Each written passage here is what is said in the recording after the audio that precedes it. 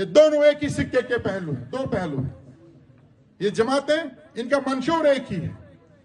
یہ جماعتیں دین اور دھرم کو انتخاب کے وقت سامنے لاتی ہیں، قوم پر ہوئے ظلم کو چناؤ میں سامنے لاتی ہے. آج اگر کشتواڑ کانسٹیچوئنسی میں نیشنل کانفرنس یہ کہتی ہے کہ مسلمان خطرے میں ہے، اسلام خطرے میں ہے، قوم خطرے میں ہے، جب آرٹیکل 370 ایبروگیٹ ہوا تھا تب وہ نیشنل کانفرنس والے کہاں سوئے تھے؟ کیا تب یہاں کی عوام خطرے میں نہیں تھی؟ یہاں کے بے روزگار نوجوانوں کا روزگار، ان کا مستقبل خطرے میں نہیں تھا؟ کیا اس وقت ہماری زمینیں خطرے میں نہیں تھی؟ اس وقت تو وہ سوئے ہوئے تھے.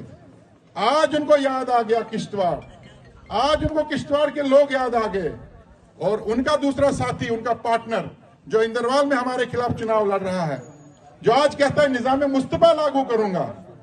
اور جب تم سونیا گاندھی، راہل گاندھی کے نعرے دیتے تھے، کیا وہ نظام مصطفیٰ تھا تمہارا؟ اس لیے گمراہ ہونے کی ضرورت نہیں ہے. اور جب یہ دونوں الگ الگ جگہ چناؤ لڑنے لگے تو جب ان کی آپس کی بات ہوئی، انہوں نے ایک دوسرے سے کیا کہا آپ کو معلوم ہونا چاہیے. دپن لگس چین چاروائی میں مین چاروائی سے. شرم آنی چاہیے ایسے لوگوں پہ. آج نیشنل کانفرنس کے لوگ مڑوا میں سروڑی کے لیے کمپین کر رہے ہیں، اور سروڑی کے لوگ سجاد احمد کچلو کے لیے سرور اور سرسل میں کمپین کر رہے ہیں، اور لوگوں کے سامنے کیا کہتے ہیں؟ ہم ایک دوسرے کے حریف ہیں. لوگوں کی یاداشت اتنی کمزور نہیں ہے. کچھ ہی مہینے پہلے کشتواڑ کے بس اڈے میں، کشتواڑ کے مین چوک میں ایک دوسرے کو گالیاں دے رہے تھے، پانی پی پی کر ایک دوسرے کو کوس رہے تھے. ایک کہہ رہا تھا یہ نسوار بیچنے والے ہیں، تو دوسرا کہہ رہا تھا یہ کباڑ کا کام کرنے والے ہیں. آج وہ نسوار اور کباڑ کہاں گئی ان کی؟ نوجوانوں اور بزرگوں، آپ کو سمجھ لینا چاہیے یہ دونوں ایک ہی سکے کے دو پہلو ہیں. ان کی آئیڈیالوجی ایک ہے، ان کا منشور ایک ہے، کیونکہ یہ سرمایہ دار ہے. سرمایہ داروں کا ایک ہی منشور ہوتا ہے، سرمایہ اکٹھا کرنا، اور جو بھی دن دولت اکٹھے کی ہے اس کی حفاظت کرنا. انہوں نے کروڑوں اربوں روپیہ جمع کیا ہے. کوئی ان سے جا کر کے پوچھے، ایک MLA کی جتنی تنخواہ ہے، آپ کے جو ہم دو نمائندے ہیں نا، ان سے زیادہ محنت کر کے کمائی لیتے ہیں. ہمارے پاس ہوٹل کیوں نہیں ہے؟ ہمارے پاس کرشر کیوں نہیں ہے؟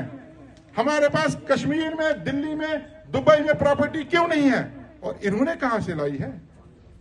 یہ آپ لوگوں کا، ہم لوگوں کا خون پسینہ ہے، ہمارا حق ہے جس پہ ڈھاکہ ڈالا گیا ہے. اور آج یہ قوم کے رہنما اور رہبر کہلائیں گے خود کو؟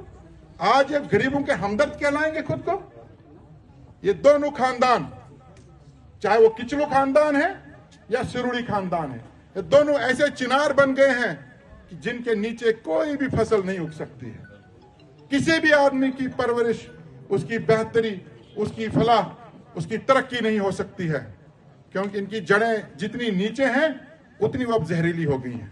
ان کو اکھاڑ کے پھینکنے کی ضرورت ہے تاکہ نئی پود تیار ہو، نئے لوگ سامنے آ جائیں. تبدیلی کا یہ مطلب نہیں ہے کہ آپ ایک سرمایہ دار کو ہٹائیں اور دوسرے سرمایہ دار کو لائیں. تبدیلی کا مطلب یہ ہے کہ جو منشور ہے، جو نظریہ ہے، جو ویژن ہے، وہ تبدیل ہو.